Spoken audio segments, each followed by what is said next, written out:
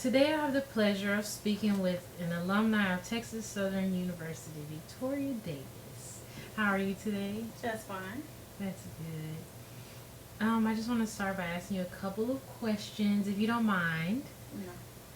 Where are you originally from? I'm originally from Bryan College Station, which is 2 hours from Houston, Texas. What kind of background did you come from? I grew up in a middle class home. My parents did not attend college, so I was a first generation college student. In my primary education, I attended schools that I was one of the only few minorities in the school, and it was predominantly a white school. Growing up, were you exposed to to race and racism?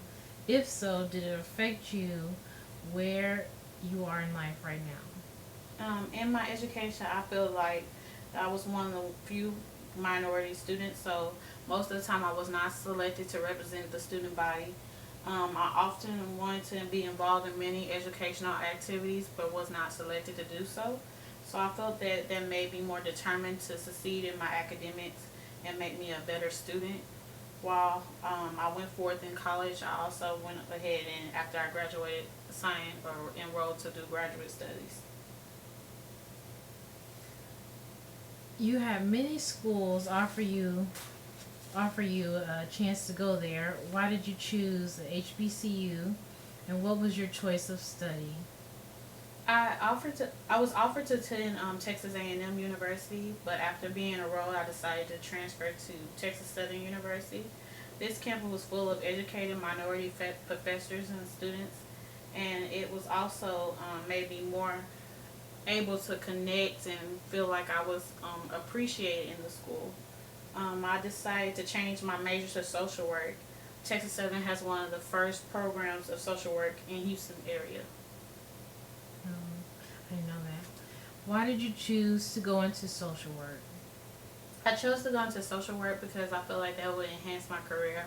I have recently worked in patient care, and so I thought that would be a great career change and go ahead and take some of the skill sets that I have learned in my education and apply it to social work.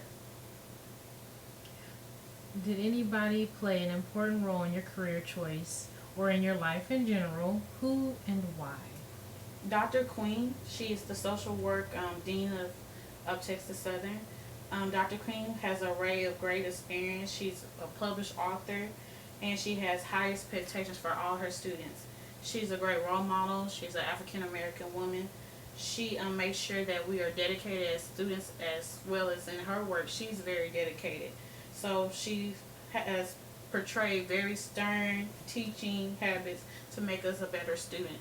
And with that, she prepared me to go on to graduate school. Why was attending an HBCU important to you? As a HBCU, Texas Southern has really just molded the students. You see professors of minority descents, you see leaders of their profession, you develop mentors, and this is very important to me. At a HBU, you find more people that are like you as an African American.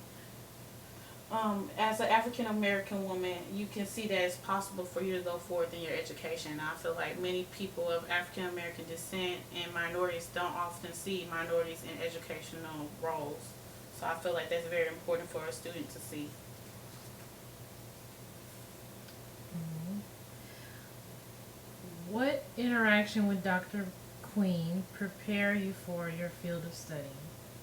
Dr. Queen took every assignment seriously, and she just helped students realize the importance of your academics. At the time, I was working and going to school full time. She made me understand that decreasing my hours at work really could help me improve my academics, and it shaped me and molded me to prepare to go forth and be a professional social worker. It's very important that students realize that your school, if you're going to school, to put school first. Dr. Queen made that revelation to me. And she also just went ahead and just made us comprehend that deadlines are important. If you work in the workplace, deadlines can determine if you get funding for a program or you receive a grant for a program. This also helped me realize that turning in your work and turning in your assignments is a portrayal of you. So This just speak on behalf of your character and your dedication to the assignment and your work habits. Having the opportunity of attending two major universities, can you describe, if any, differences between Texas A&M and Texas Southern? Well, as most people know, Texas A&M is a predominantly white school. It's based in agriculture. Um, it has many networking opportunities, but I feel like it lacks the connection to the African American student or the minority student. As for Texas Southern University, it has programs that you have law that is highly recommendable and highly distinguished nationally, and you have pharmacy programs, and you have a social work program that was one of the first programs of Houston, Texas. And I feel like Texas Southern takes the student and you can mold them, and you'll see individuals like yourself or minority individuals in professional roles. And I feel like that's one upper hand that Texas Southern has over Texas A&M. Agreed. Do you think attending specific colleges or universities play a major role in the hiring process after you graduate? Yes, I do. I believe that because Texas A&M or Baylor University has a bigger population of students, that sometime alumni may come across other alumni and they might have um, a better accommodation to get a job or a better accommodation to network. But overall, Texas Southern can stand strong with individuals like Michael Strahan and Barbara Jordan. Students can see that you can make a large impact in your community and be from Texas Southern University. How can TSU enhance the student population? I feel like Texas Southern needs to go out into different communities that might not be as poverty stricken. It can go to urban areas and to highly predominantly white areas and really get the name across and say what makes TSU one of the top schools of Houston, Texas, and one of the top schools nationally. Do you feel that racism is involved in the educational system?